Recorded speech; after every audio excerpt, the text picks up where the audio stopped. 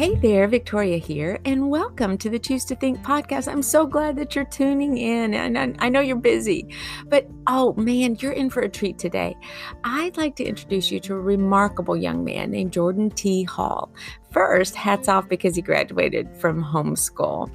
Later, he went on to Georgetown College, and then he earned a law degree from the University of Louisville. And you know, if that's not enough, he's written a book called Every Degree Debt Free that you're going to want to buy and give to all your friends who have kids in high school and college. I mean, come on, can you imagine cash flowing a law degree or any graduate degree for that matter? Yeah. Well, what's Jordan doing nowadays? He keeps his law license current, and he's serving as a realtor for Century 21 in Frankfurt. He also puts his hands to work at Hall Brothers Home Improvement. Plus, we're blog buddies. A couple of times a month, he aims to share practical tips and tricks about wise money management and how to save money. And you can find all the links in the show notes. But needless to say, from experience and background, I think we can call him an expert money manager. In today's episode, Jordan shares his top 3 tips on exactly how to graduate from college with zero debt. These are practical applications that any college-bound individual is going to want to consider and put into play. But this episode is not just for prospective college students. Jordan and I also chat about the mindset of deciding, or we might call it resolve and determination. As believers, we also discuss the concepts of time, talent, and treasure, and how everything we do, everything we put our hands and minds to, we can do to the glory of God. And listen, Jordan shares a personal story toward the end of the show that will drop your jaw. It's about a huge wad of cash and a riding lawnmower. Yeah, so stay tuned. But first, an important ministry update. I am so excited to share a new adventure that I've been working on for quite a while. I just launched the Choose to Think merch and more biz, where you can purchase mainly t-shirts at this point, but I'm working on long sleeve shirts and hoodies to support what? Faith-based thinking. That's right. I've created t-shirt designs that help you feel empowered and serve as a reminder to choose your thoughts, emotions, attitudes, and mindsets wisely each day. Remember, our thoughts take up mental real estate. They're not just little particles floating around in the air. They're made up of chemicals, and they shape and form many dynamics in your brain, literally and physically.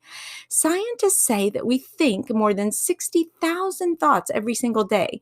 And the Bible tells us to take our thoughts captive, to give thanks in everything, and to be transformed by the renewing of our minds.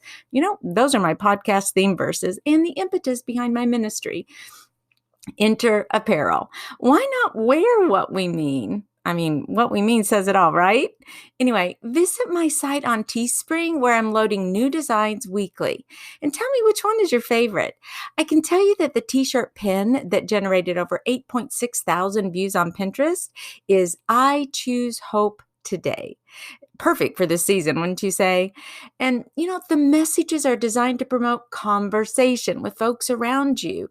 You know, they're supposed to help you as you throw on the shirt, but also, you know, maybe someone will ask you why you're choosing hope and what that means and how you apply hope in your life. These faith-based messages can serve as a catalyst for sharing your Christian beliefs. Who knows, right? Anyway, come on over and please let me know what you think. I'd love to hear your feedback. And guess what? I have a promo code for all my listeners to save $5 on your purchase. I think the lowest t-shirt price is $17.99. They range from $17.99 to $21.99. So that's a pretty good savings there. You can get the promo code on in the show notes. Plus, I've designed 2 tees to reinforce the themes of today's show. One says, I choose productivity today. And the other says, I choose no debt today. So will you help me get the word out by liking and sharing today's episode or the link to one of the t-shirts on your social media? Or maybe you can send it to a friend in a text or an email. I would really appreciate this. Okay, now on with the show. Welcome, Jordan, to the Choose to Think podcast. I am so excited to have you here today. How are you doing? I am doing great. I'm excited too. I'm glad you are grateful to be on. Thanks for having me. Oh, you're quite welcome, Jordan. Okay, so Jordan is the son of a dear friend of mine, and I've known Jordan, gosh, I have no idea. How long have I 20 known you? plus years at least. Yeah, something like that. So we're homeschool families, and Jordan in his life has gone on to he graduated from Georgetown College and then went to U of L and got a law degree. And he wrote a book called Every Degree Debt Free. And that's kind of where we're going to start at this point, because I invited Jordan to the show to share some of his tips and tricks about just how to do this in a day and age where college loans, student loans are just out of the park, right? Yep. Then what here's someone who's kind of on the other side of the fence saying, wait a minute, it doesn't have to be that way.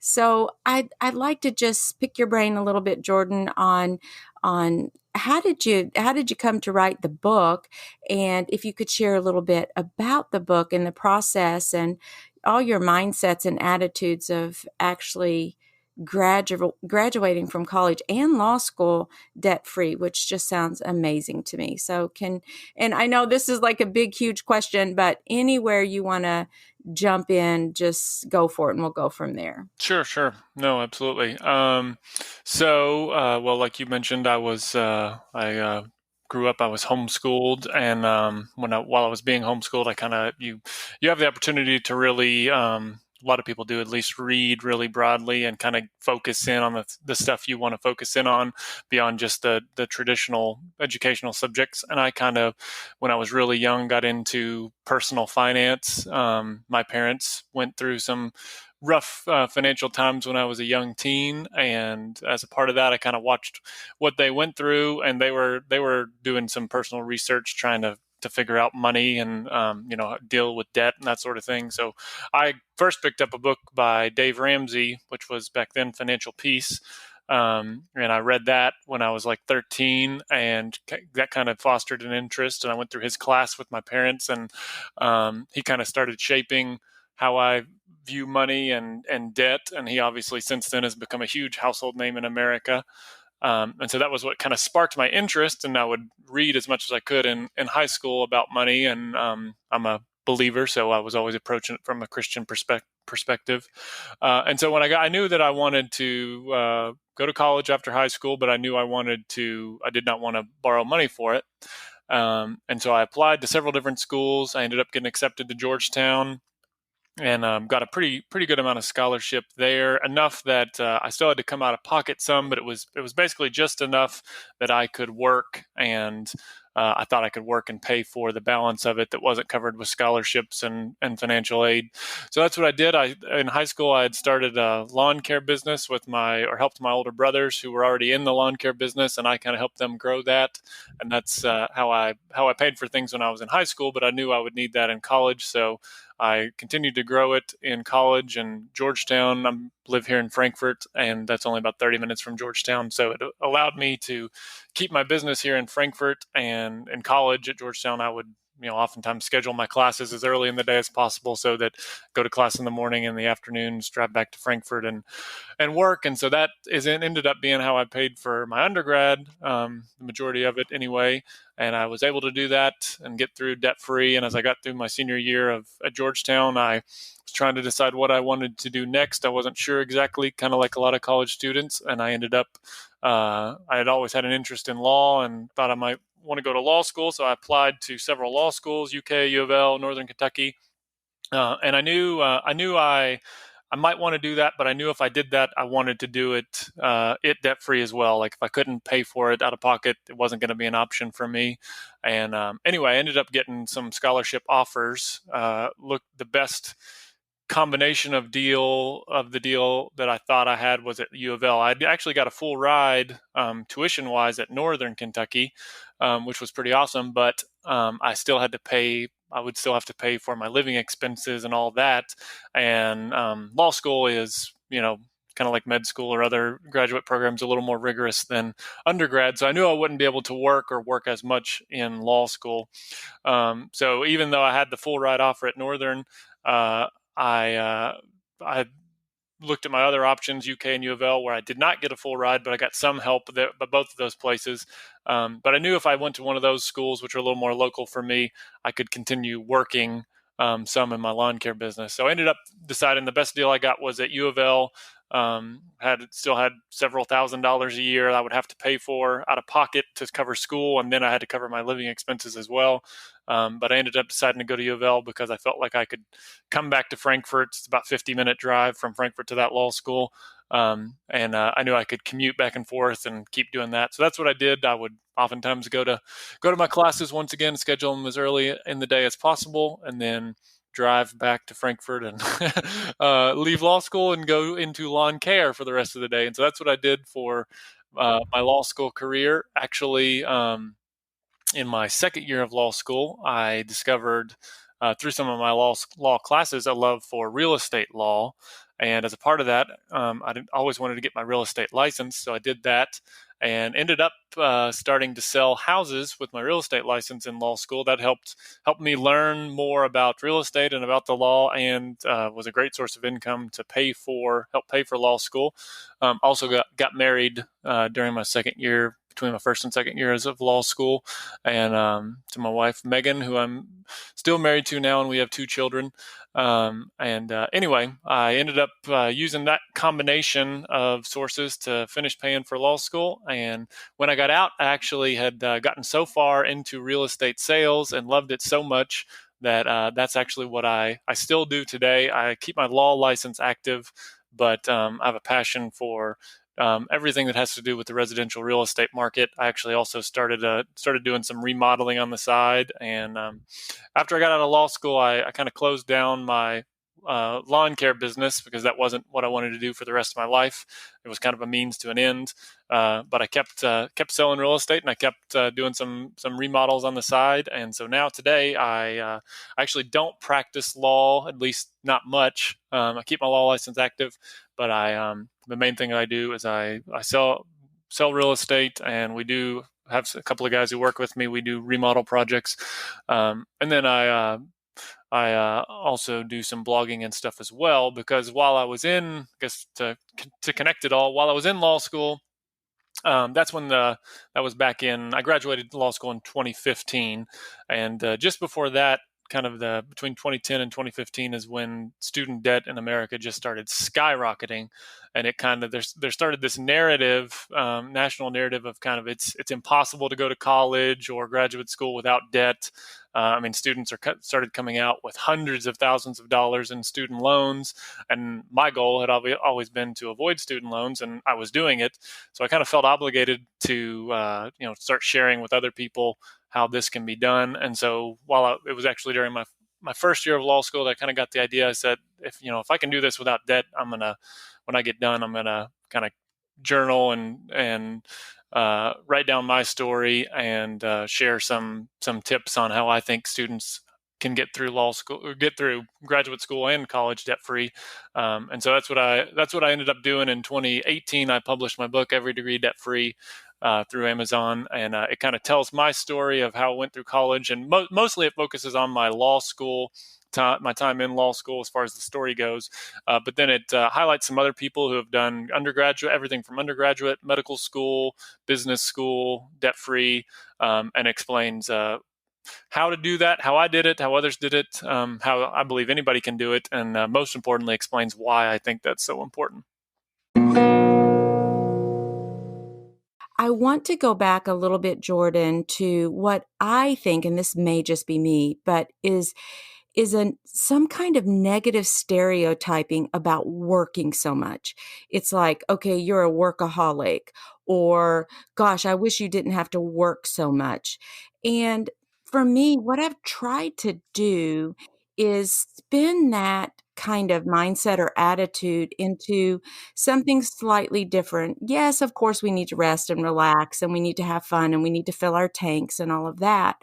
But why is it so wrong just to be productive? And why is it, quote, wrong to work so much when really it can be, we can be doing something we're passionate about. We can be, expressing ourselves, using our gifts that God has given us. And work doesn't have to be something that is negative.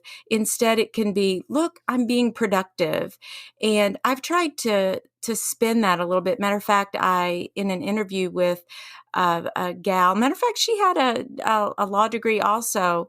Her name is Elizabeth Jones, and she started a cookie business.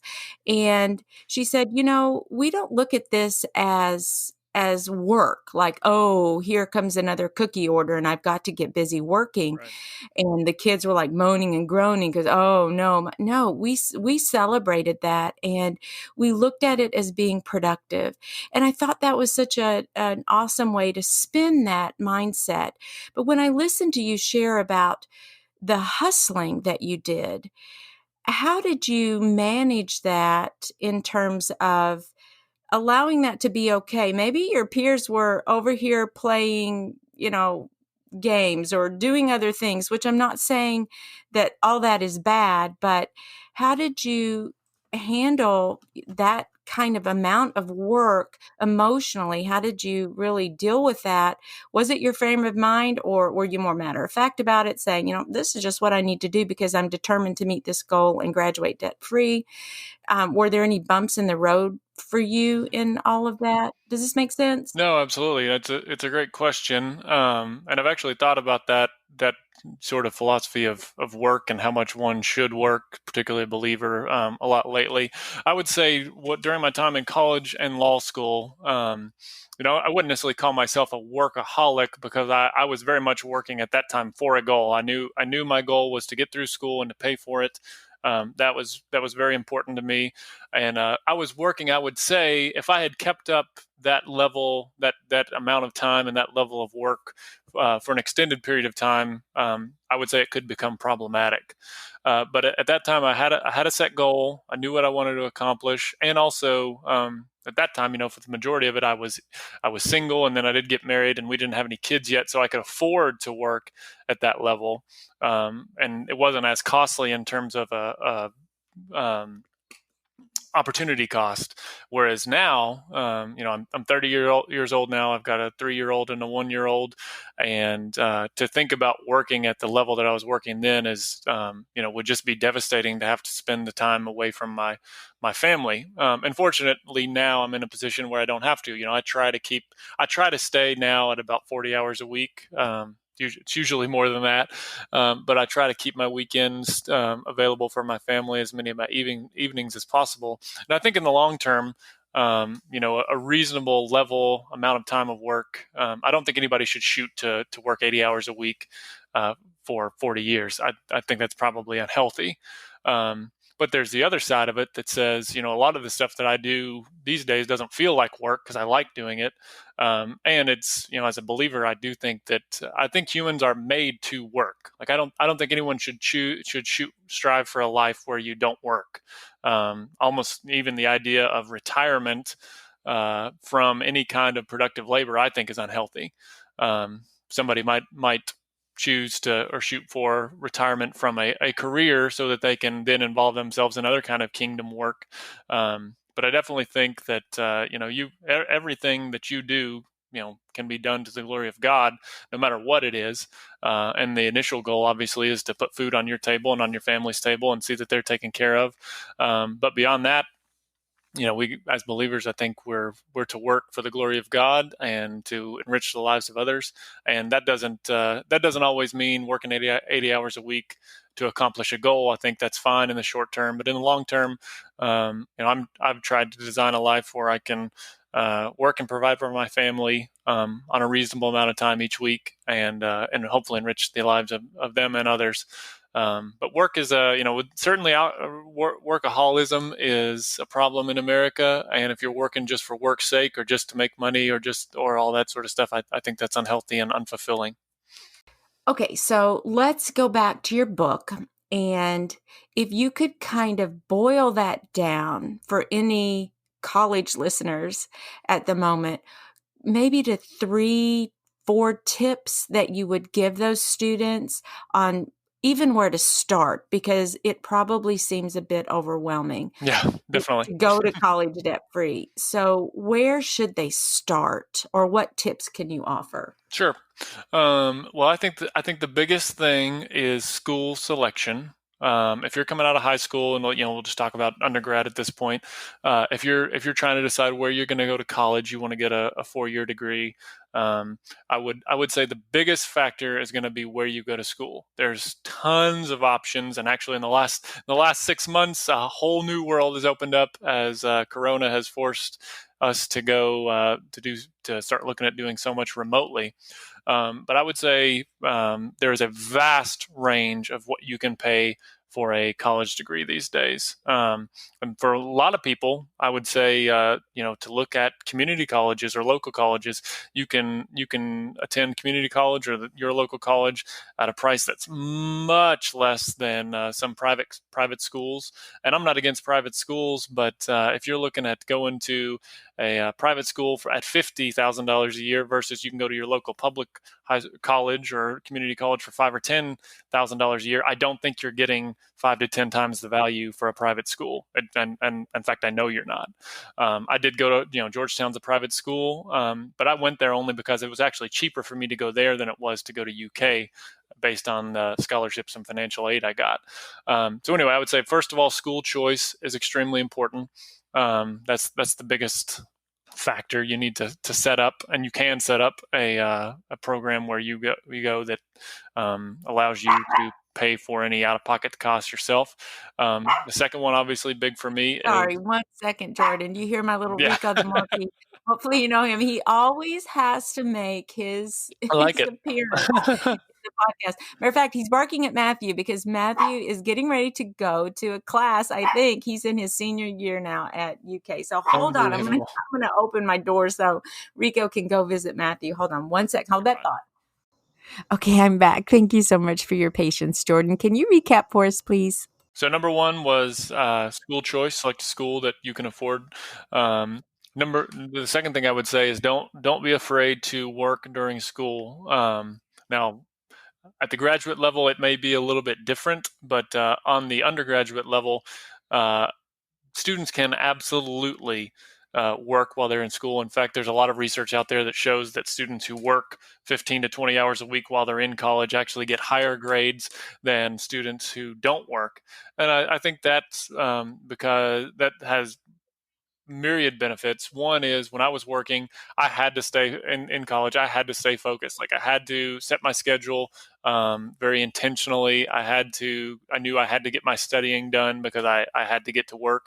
And there's honestly so many options. I think people typically think like, oh, what am I supposed to do? Go work at McDonald's and or go serve at a restaurant, which those things are fine, and they're great if that's what's available to you. But there are so many options online, so many flexible paths for our students to work while they're in school. I mean, being a nanny or mowing lawns or all sorts of online business opportunities. Like there's just so many opportunities for college age students to make money these days, and on a really flexible schedule and flexible geography. Like you don't have to take a job where you have to be in one place the entire time. You can, especially now, you can work from wherever. Yeah, and let me just add also jobs on campus. Yes. Those are just so awesome to have. Matthew worked as a tutor at BCTC for, gosh, I think he did it the whole time he was there. And then even when he transferred to UK, he continued working with BCTC. Now he has an engineering internship that he's doing, but so he let the tutoring go. But the tutoring, those jobs on campus are extremely flexible, like you said, and they'll, you got an exam coming up, then you may be able to switch your schedule around. There's a lot of sympathetic rescheduling that can go on there for the class load. So yes, there are many options. Although I will tell you that college officials often they don't say that students should work at the same time. Sometimes they encourage students not to work. And so where do we put that? Is it more individual, like, or is that just some, we just don't have to buy into that lie that students can juggle all of that together. What do you think? Sure. Well, if those officials making those suggestions are willing to pay the remaining balance of the tuition, then I'm more than welcome to accept that. But that's a little tongue in cheek, obviously. But no, I mean, I patently disagree with that line of thinking. I understand on the surface, and you have to remember that those officials, that's their job, is to get students to focus on their studies and to ensure that they graduate. And I respect that train of thinking. But I also think that an education, a college education that's completely well-rounded, happens in and outside of the classroom. And I believe I learned as much in terms of character and how the world works by working while I was in school. And it helped. I 100% believe it helped me learn better in the classroom because I had some real world experience to start applying to the classroom. And I think it's important to have an outlet to take your mind off your studies some, to get out and obviously you can do that with non-work related activities. But I 100% believe that at a reasonable level, working while you're in school is, particularly in college, is not a negative. I think it's a positive, and I'll be doing everything I can to encourage my kids when they're that age to work while they're in school. And I respect the advice of school counselors and those sorts. And I know I'm sure their intentions are the best, but I'm definitely in the camp that working while you're in school is a net positive on basically every level, and not excessively. It'd be tough to work 60 hours a week and pull down a full-time college schedule, but absolutely 20 hours or so a week. I mean, there's plenty of people who work a full-time job and go to college at the same time. Like, that's not unheard of. And if you're up to it, you know yourself, you know what you're capable of handling. But just about everybody, when I was on the college campus, I saw most students wasting way more than 20 hours a week in very non-productive activities, some really non-productive activities. So I don't think that's not what's holding people back in school from succeeding. Working 20 hours a week or so is not holding people back. Amen. I'm in your camp on this for sure. So, tip number 1 would be school selection, and tip number 2 is don't be afraid to work during school. Go ahead and do it. I totally agree with what you're saying there. And what about, do you have another tip or two? Well, obviously, scholarships play a big part they played a big part in my paying for school. And I don't have the stat readily available, but I think it's something like 60 something percent of students at the graduate level get some form of scholarship. And it's even higher than that for undergraduates. So you've got to make getting scholarship money or financial aid as high a priority as you can. And by financial aid, I don't mean loans. I mean grants that are, I don't mean money that you have to pay back. I mean grants that are going to basically act as scholarships for you. And those, I don't think most students realize how many sources there are available for scholarships, for help for college. Most schools themselves have scholarships available, but there are all kinds of community organizations. Billions of dollars in scholarship money goes unclaimed every year. And so I pursuing scholarships should be job number 1 of high school juniors and seniors, in my opinion. But even once you're in school, there are a whole lot of scholarship opportunities available. And I talk about a lot of them in the book. But that can be a huge boon. If you choose the right school, you combine pursuing all the scholarship opportunities and you're willing to work, those 3 alone there are going to get you a long way toward graduating debt free. Most importantly, though, this isn't really a tip. This is just kind of a mindset, and I've got to do some convincing to get you to buy into this. But if you just decide, the most important factor in graduating school debt free is just to decide from the beginning to not borrow money. That's what I did. Because if you don't make that decision, there are all kinds of forces working to get you into debt for school. The schools themselves, intentionally or unintentionally, your peers, There's all sorts of corporations cropping up these days to help you get low interest loans to go to school. There's all kinds of forces out there that will encourage you to take on student loans. And I just decided at the beginning I wasn't going to do that. And I think it's important for people to make that decision early on. And then once you make that decision, I think the opportunities open up and you see what the possibilities can be. But that's the decision that has to be made ahead of time, because if you wait until after you've applied and got accepted and are going to school, then at that point you're going to school and you're gonna pay for it however it needs to be paid for. But I think plenty of options are available to just say from the beginning, I'm not going to borrow money. I'm gonna pay for school however I have to do it, and then go out there and do it. There's Right. just too many people who have done it to say otherwise at this point. Right. And this is so helpful, Jordan. I have one question that it just occurred to me. What about credit card debt? So many students get into debt, and it may not be credit card, it may be, they bought a car Sure. and they have a car loan. So how do we put those two items into the equation here? Sure. Well, I think they go hand in hand, and one of the things I talk about in my book, one of the reasons that I encourage students so heavily to avoid student loans, is that student loans, to me, are kind of an entry point. They're almost a gateway to other kinds of debt, because most high schoolers don't borrow money. Most of them don't have credit cards yet.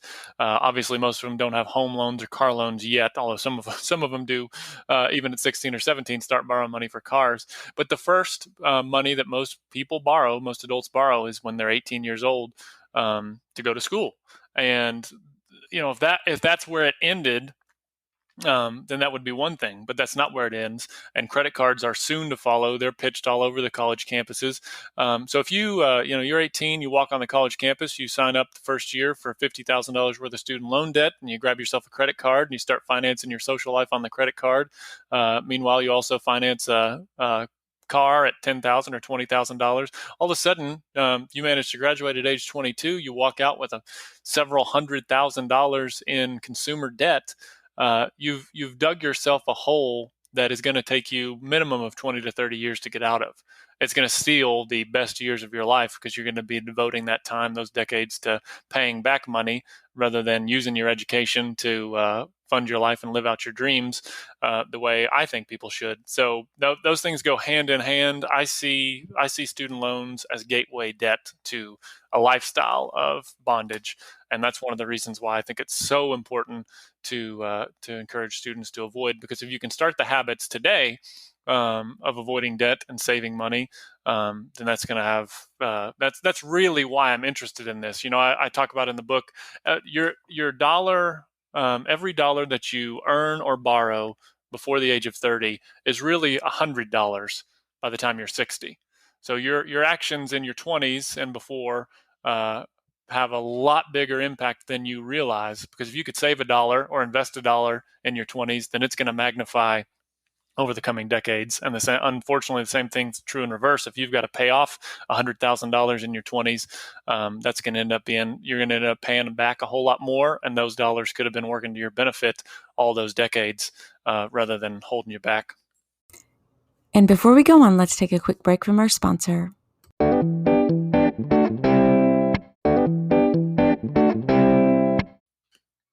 Can you speak, Jordan, to our biblical worldview? What is the concept of being a slave in the sense of money and as being a debtor, a person, Sure.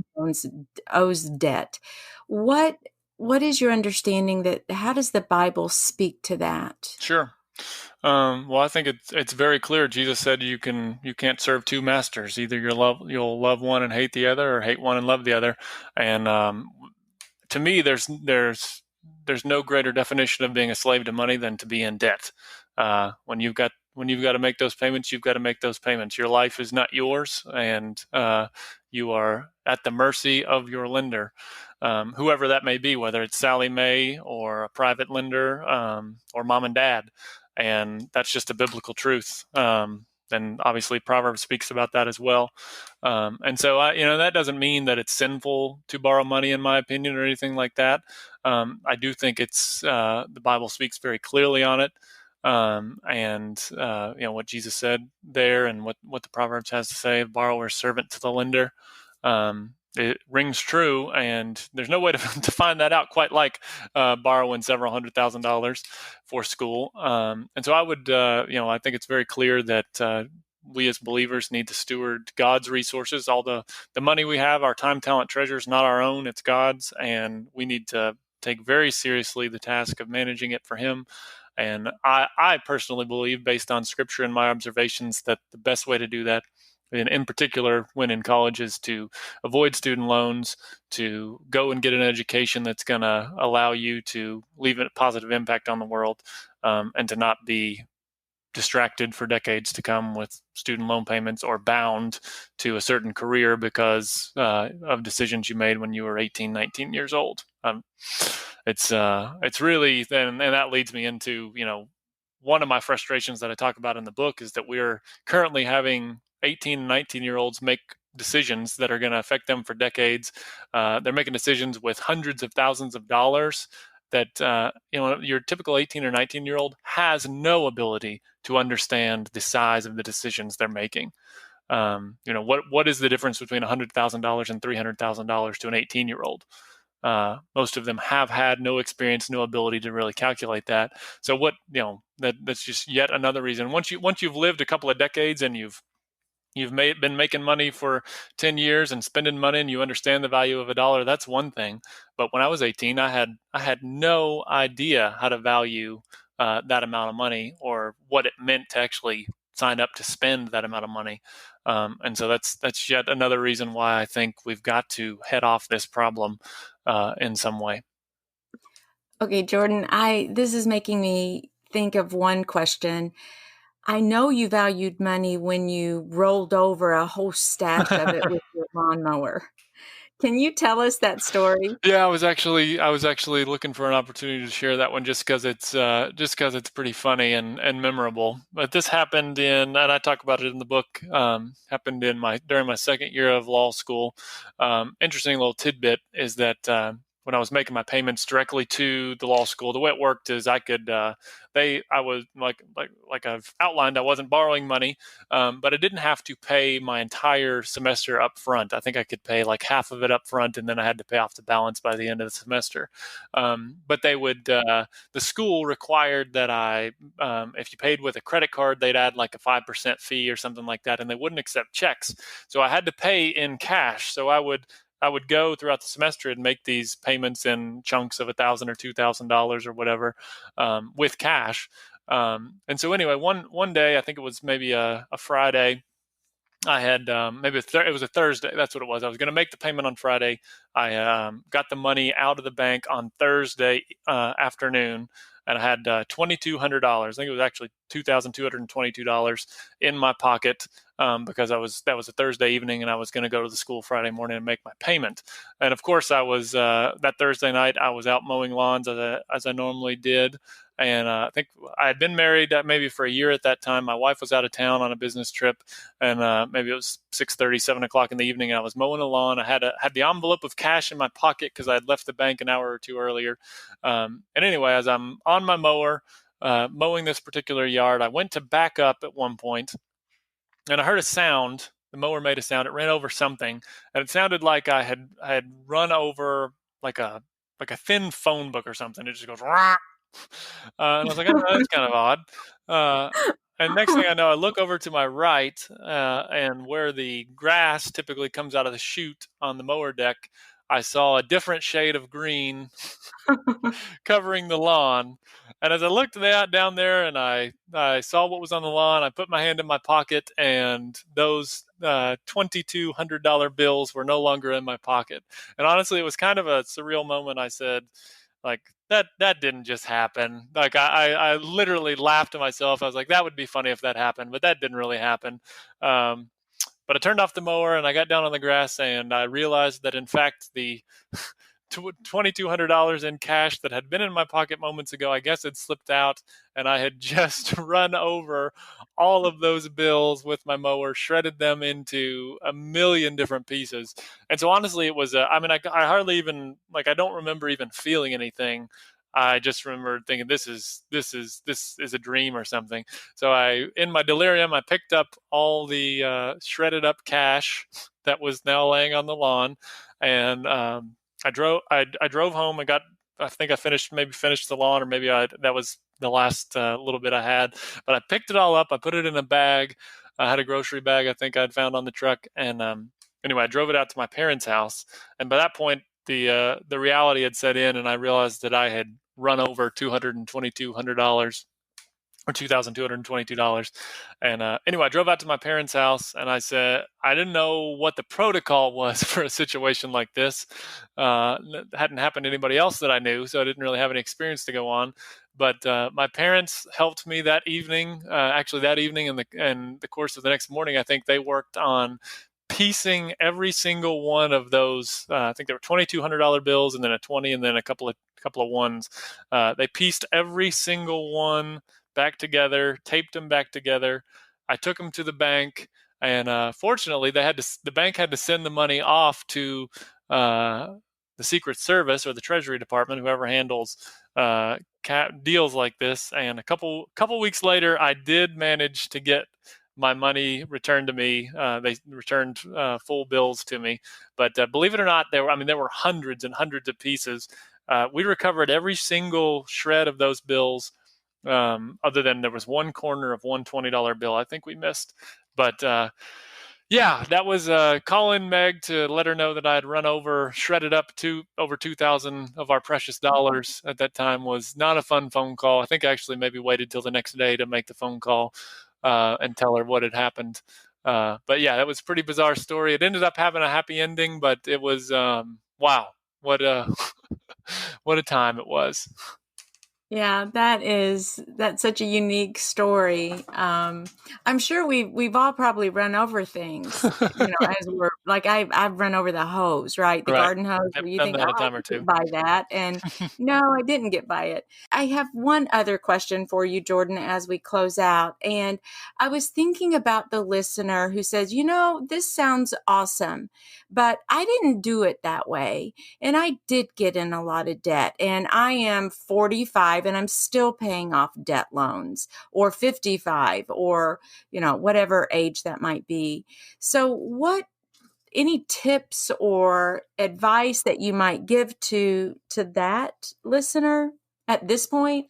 Sure, absolutely, and I want to be clear that I certainly don't mean to with my book or with my philosophy to shame anybody who's gone down that road. It was honestly because of my parents and other people who talked to me and warned me that I was able to avoid that. So I would say, first of all, if you've been down that road and you're frustrated, one thing you can do is let your kids or others know to avoid that. But second of all, there are obviously plenty of resources out there to help people pay off their debt, their student loans, and otherwise. I mean, Dave Ramsey's organization does a great job with that. His book Total Money Makeover is one I would recommend. But any of their resources are great for paying off debt. I mean, the stories that their organization has produced of people who have paid off consumer debt. Houses, cars, credit cards, student loans are incredible. And it can be done a whole lot faster than I think most people realize once you make a decision. It's kind of like avoiding student loans. You got to make the decision that you're not going to borrow money for school if you want to pay for school debt free. But at the same time, if you got to make the decision, we're not going to borrow any more money, we're going to pay off our debt. And once you make that emotional decision, the possibilities really open up. So I think it's totally doable. You gotta make the decision. We're going to stop borrowing money, and we're going to make the lifestyle changes or sacrifices necessary to pay it off. And the resource I would direct people to is definitely Dave Ramsey's Total Money Makeover book, and DaveRamsey.com can be real helpful. He and his organization have really inspired me, and they've just got loads and loads of success stories to show how that can be done. I also love your blog, Jordan, because you're giving a lot of tips there I think the last one that you published was maybe last week or so. And I'm going to put the link in the show notes. Sure. And Rico loves this idea, it seems. And I think it was about mortgage Yep. and just little simple ways to trim back that. I mean, the rates are so low right now. So refinancing might be a really good option for some folks, going from the 30 to the 15, those sorts of things, paying just a teeny bit more on the mortgage each month. That would be, I want to make sure that we link folks to your blog. And you, I think, are going to try to regularly post maybe a couple times a month. Do I have that right? Yeah, that's right. You can find my blog at my website, jordanthall.com.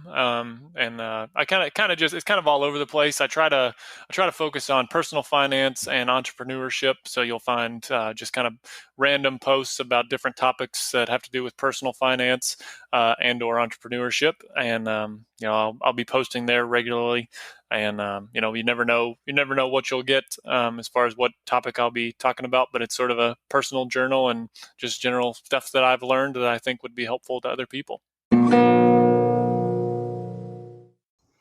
I'm just so impressed by Jordan's initiative, his clarity of thought and articulation regarding money and life management. I hope you enjoyed his message as well. Be sure to snag a copy of his book, Every Degree Debt Free. Links are in the show notes. Now let's pray.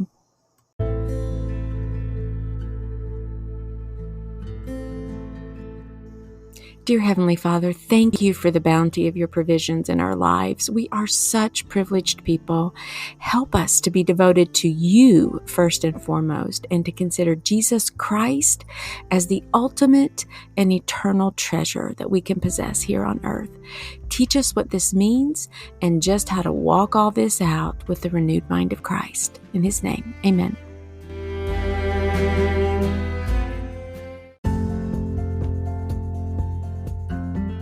And there you have it, another episode in the books. And until next time, Dios primero y que Dios te bendiga. Ciao.